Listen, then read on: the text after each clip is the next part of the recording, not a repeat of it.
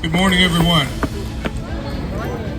And we'll begin with our Pledge of Allegiance, if you would please stand. I pledge allegiance to the flag of the United States of America.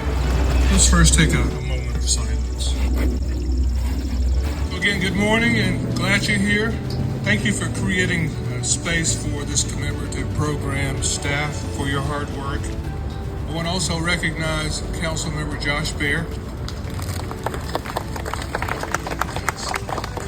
City Manager Eric Johnson, who's here. Councilmember Bruce Gaynor is here. Representative Dr. Arlene Beckles is here. Give them a hand. And thank you all for being here today. So today we gather in our beloved city, which is rich to remember those who made the ultimate sacrifice for our freedom. If you're here, any Gold Star families, to please stand and let us recognize you. Any Gold Star families.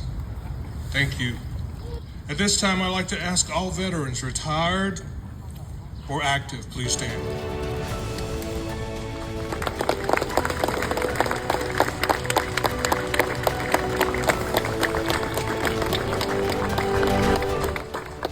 Thank you for your service. Memorial Day is more than just a date on the calendar. It's a solemn reminder of the brave men and women who laid down their lives in service to our nation. Now here in Norcross, we feel this deeply, as our community has been touched by the valor and sacrifice of our own. We remember individuals like Staff Sergeant Donald T. Tabb, and Sergeant First Class Lonnie Parson, Sergeant Kenneth John Britt, Private First Class Carlos Randall Hatcher, Lieutenant Colonel Charles M. Arner, Sergeant Grady Thatcher, and there were others, too many of which to name. Now these names are more than inscriptions in history. They're the heartbeat of our community's sacrifice.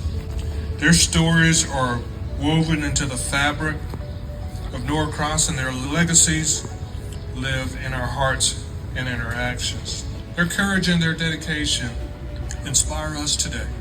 We also extend our deepest gratitude to the families of the fallen. Your strength and your resilience embody the very spirit of Norcross. And we thank our fallen for their patriotism.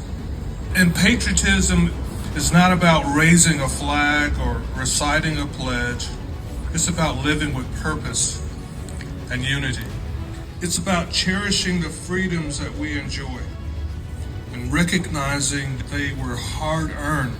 So in essence, patriotism means showing respect for the three distinct but equally crucial branches of our government: the legislative, the judicial, and the executive, which stand together.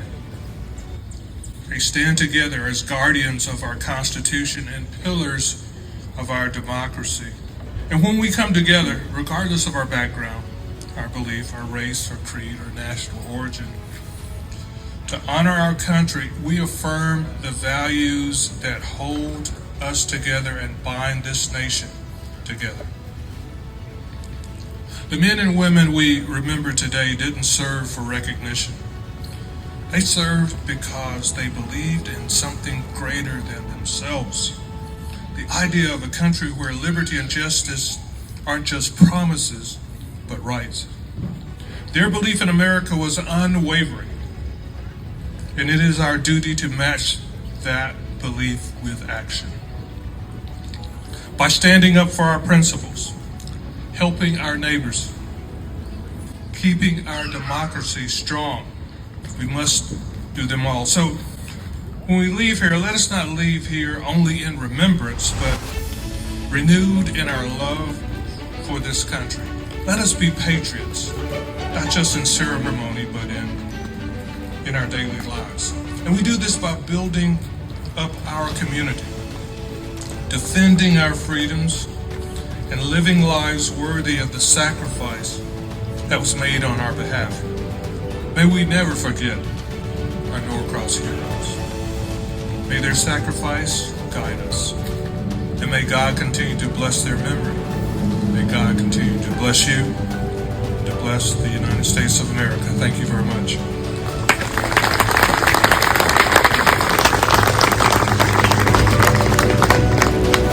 One of our community's finest, Officer Terry Schaefer of the Norcross Police Department. Terry Schaefer is a man whose life has been defined by service. He served our nation with distinction in the United States Marine Corps, demonstrating courage, commitment, and unwavering dedication. He brought the same honor, discipline, and integrity here at home. Please join me in welcoming and thanking Officer Terry Schaefer.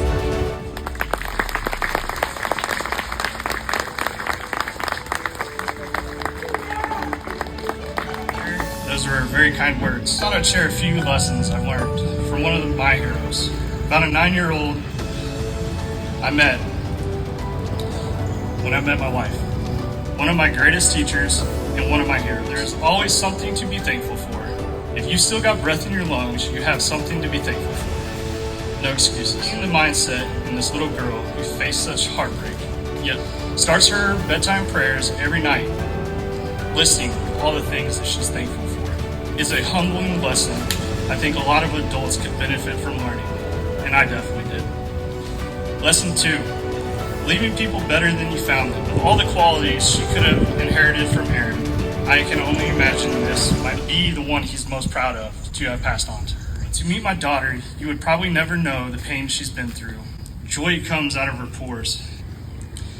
She honors her daddy Aaron every day. I know there's some controversy about whether or not it is appropriate to say Happy Memorial Day. My family and I like to say, find the happy in your Happy Memorial Day. And that's what we do. Terry, thank you for that inspiring message. Our hearts are certainly with you. And you've inspired me to go out and run and eat a dozen donuts too. My wife wouldn't eat it. Now I'd like to take a moment to recognize the 116th Army Band.